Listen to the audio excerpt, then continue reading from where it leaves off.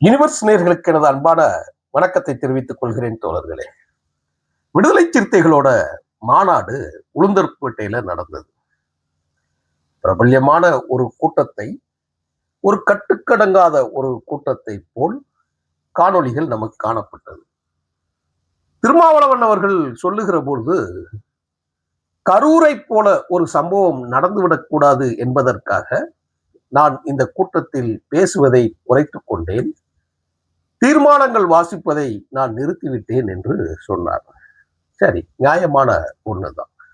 நம்ம அதை பத்தி பேசுறதுக்கு உள்ள அது தனி காணொளி போடும். சரியா தவறா? ஏன் இப்படி விசிகா கட்சியில் தொடர்ச்சியாக இப்படி நடப்பது? ஒரு கட்டுக்கோப்பு இல்லாதது எதற்காக? அது வேண்டுமென்றே தவிர்க்கப்படுகிறதா என்னவென்று அது தனி காணொளி நான் போடுகிறேன். கண்டிப்பா பேச வேண்டிய காலத்தின் கட்டாயம் வந்துவிட்டது. அதனால நம்ம போடுறோம். நம்ம இப்ப என்ன பேசுறதுன்னா, உளுந்தூர்பேட்டை அந்த நிகழ்வை பத்திரிகையாளர்கள் மத்தியில் பேசக்கூடிய ஒரு சூழல் உருவாகிறது. நிறைய பேட்டி எடுக்கிறாங்க. அதுல ராஜகம்பீரன் என்கின்ற ஒரு தோழர் ரொம்ப ஒரு புடுங்கி மாதிரி பேசுவாப்ல. அது காசை கொடுத்துட்டா எப்படி வேணாலும் பேசுவாடா என்னங்கிறது நமக்கு தெரியல. மேட்ரு அது இல்ல. மாத்தையா என்கின்ற சத்யா அவருடைய நடவடிக்கையை இவர்கள் அணுகிய விதமும், ஷானவாஸை இவர்கள் அணுகிய விதமும் இரு வேறு துருவங்களில் இருந்து பார்வைகள் மாறுபடுகிறது. அதைத்தான் நம்ம இந்த இதுல பேச போறோம்னு வச்சுக்கோங்க.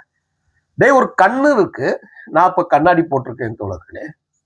இதுல என்ன பார்வை பார்க்கிறேனோ இந்த விஷன்ல அதுதான் இதுல தெரியும். நான் இந்த விஷன்ல என்ன பார்க்கிறேனோ அதுதான் இந்த இதுல தெரியும், இந்த கண்ணுலேயும் தெரியும். அப்படித்தானே இருக்கும்.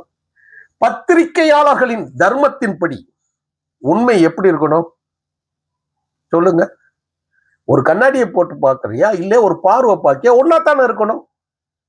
நீ யோக்கியன் மாதிரி பேசக்கூடியவன் மாத்தையா என்கின்ற மல்லை சத்யா திமுகவிடம் கையூட்டு பெற்றுக்கொண்டு என்று சொல்லுவதற்கு நமக்கு சாட்சி இல்லை என்று சொன்னாலும், நாஞ்சில் சம்பத் ஒரு பேட்டியிலே குறிப்பிட்டிருக்கிறார், என்னிடம் 1 கோடி இருந்தால் ஒரு கட்சி ஆரம்பிப்பேன், எனக்கு கொடுக்க சொல்லுங்கள், நான் கட்சி ஆரம்பிக்கிறேன்.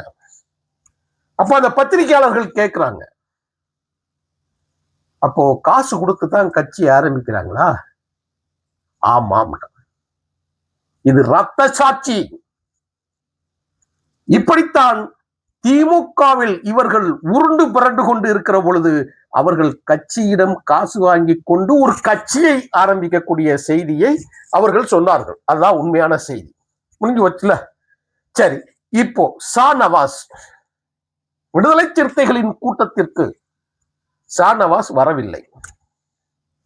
ஏன் வரல, எதுக்கு வரல அப்படின்னு கேட்டா, இந்த ராஜ கம்பீரன் என்கின்ற இல அல்லக்கைகள் இருக்கு இல்லையா, சொல்றாங்க. என்ன சொல்றாங்கன்னா, ஷானவாஸ் திமுகவிடம் பதவியும் பணமும் கேட்டார். அப்படியே சொல்றாருங்க. என்னால ரெக்கார்டு தர முடியும், அதனால நான் சொல்றேன். நான் தைரியமாக பேசுகிறேன், காரணம் இருக்கிறது, அதனால நான் பேசுகிறேன். என்ன சொல்றாரு, துணை பொதுச் செயலாளர் பதவியை திமுகவிடம் கேட்டாப்லையா ஷானவாஸ், விடுதலை சிறுத்தைகளோட கட்சி தலைவர். இன்னொன்னு என்ன சொல்றாரு அப்படின்னு கேட்டா, எனக்கு முக்கியமாக தோணுன்னா தாவேக்காவில் பதவி வாங்கி தரணுங்க. என்ன பதவி? வக்ஃப் தலைவர் பதவி. முஸ்லீம்கள் இருக்காங்க இல்லையா, அந்த முஸ்லீம்களுக்கு தலைமை பதவியை நம்ம கொடுக்கணும்.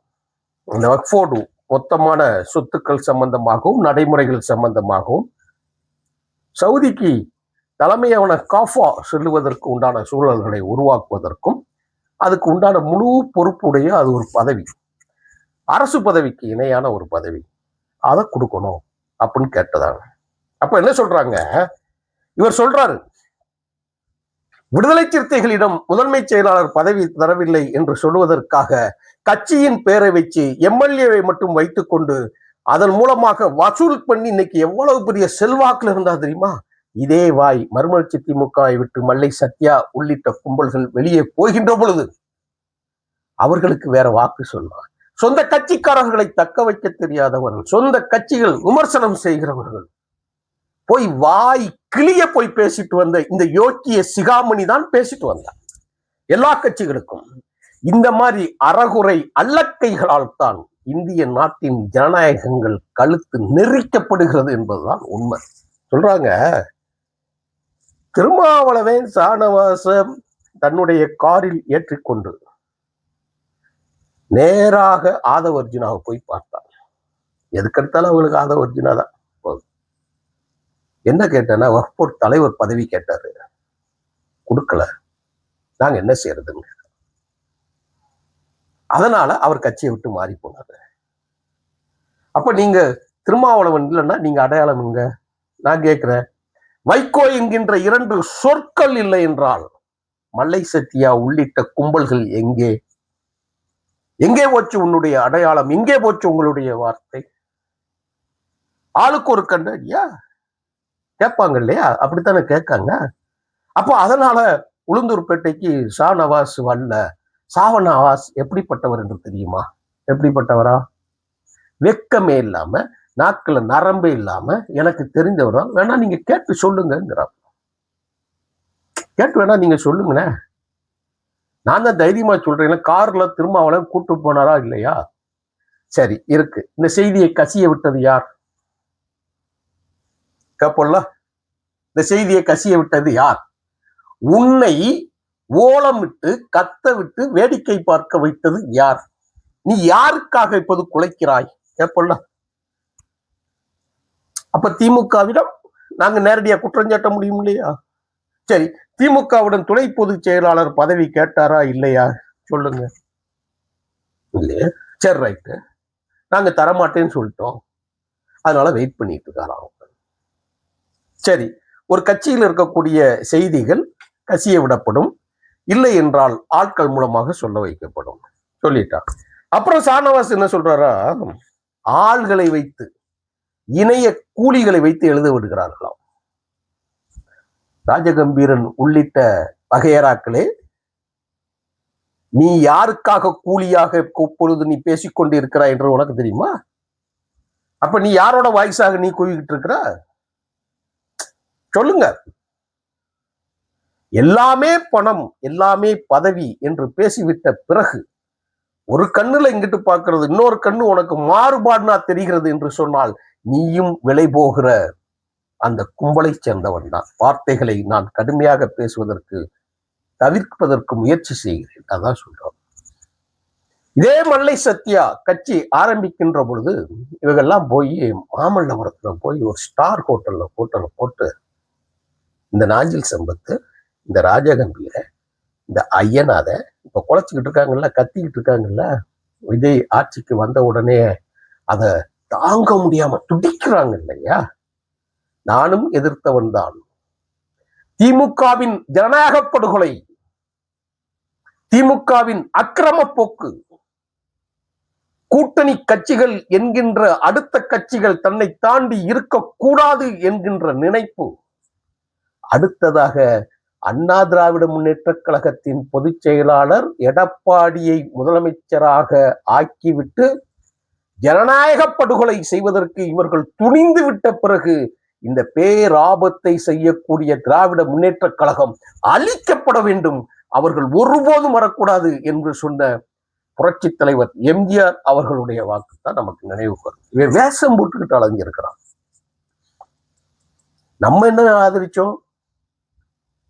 பாஜக என்கின்ற ஒரு கொடூரமான, ஒரு பாசிசமான ஒரு போக்கு, அவருடைய கட்சி, மதசார்புடைய கட்சி, ஜாதிகளை தூண்டிவிடக்கூடிய ஒரு கட்சி, திராவிட இயக்கத்தின் மண்ணில் வளர்ந்து எதிர்கால தலைமுறையினை இளைஞர்களை கெடுத்து விடக்கூடாது என்பதற்காகத்தான் நாம் அதை தடுத்து நிறுத்துவதற்கு போரிட்டோம், துணை நின்றோம். போர்க்களத்தில், அதாவது தேர்தல் களத்தில் சந்தித்தோம், மக்களிடம் பிரச்சாரம் பண்ணோம். இந்த தேர்தலில் கூட தோழர் விஜயை, தமிழக வெற்றி கழகத்தை எதிர்த்துத்தான் நாம் களமாடினோம். ஆனால் அதற்கு பிறகு அத்தனை பேரையை விட்டு போட்டு நீ மேல போய் தூண்ட போய்க்கிய. இப்போ உன்னை விட்டு எல்லாம் பிரிஞ்ச பிறகு எல்லாம் காசுக்கு போயிட்டான் கத்துற இல்ல. நான் நீ இருக்கும்போது எந்த கட்சிக்கு நீ எவ்வளவு கொடுத்தா, நீ எப்படி காசு கொடுத்த, நீ எப்படி தக்க வச்சிருந்த? 2006 உன்னுடைய அப்பா கருணாநிதி எப்படிப்பட்ட ஆட்சியை தக்க வச்சிருந்தா அப்ப எத்தனை பேருக்கு என்ன காசு கொடுத்த என்ன கேட்பாங்களா கேட்க மாட்டாங்களா? இப்போ ஷானவாஸுக்கு ஒரு கருத்து, விடுதலை சிறுத்தைகள் அவன் காலையில ஒரு பேச்சு, மத்தியானம் ஒரு பேச்சு, சாயங்காலம் ஒரு பேச்சு, விடிஞ்சா ஒரு பேச்சு, அப்புறம் நேரா போய் அங்க போய் பார்த்துருவார். அவங்களுடைய அரசியல் நிலைப்பாடு எப்படி வேணாலும் இருக்கலாம். என்னை பொறுத்தவரை தோழர் திருமாவளவன் எடுக்கக்கூடிய அரசியல் முடிவுகளும் அரசியல் பேச்சுக்களும் சமீபத்தில் ஒரு பதற்றத்தோடு இருக்கக்கூடிய சூழல் தான் இருக்கிறது என்பதுதான் உண்மை. அதோட வெளிப்பாடு இந்த மாநாடு. என்ன கட்டுப்பாடு இல்லாத ஒரு மாநாடு, கட்டுப்பாடு இல்லாத தொண்டர்கள்.